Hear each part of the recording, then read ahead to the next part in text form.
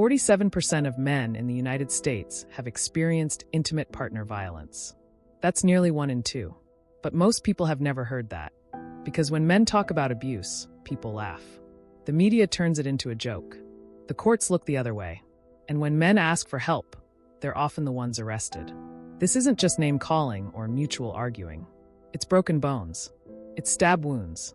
Men describe being beaten in their sleep, attacked with hammers, locked outside in freezing temperatures, threatened, isolated, lied about in court. In 2 major U.S. studies, over 70% of male IPV victims were injured. About a third needed medical attention, and 58% met the clinical threshold for PTSD. These aren't outliers. In Canada, more men than women report abuse in current relationships. In New Zealand, IPV rates are almost identical for men and women. In Uganda, 43% of IPV victims are men. In South Korea, a third. Across Europe and Australia, it's often 1 in 4 or 1 in 3. But services? In the United States, there are only 2 shelters for male victims. In the UK, just 40 beds total.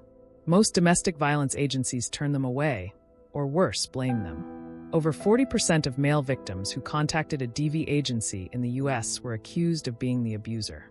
We have to stop pretending this isn't real. Men are victims. Men are bleeding.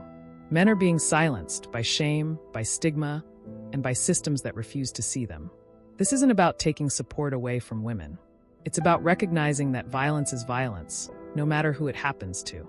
It's time for real support. It's time for gender-inclusive services. And it's time to change the narrative, so men don't suffer in silence.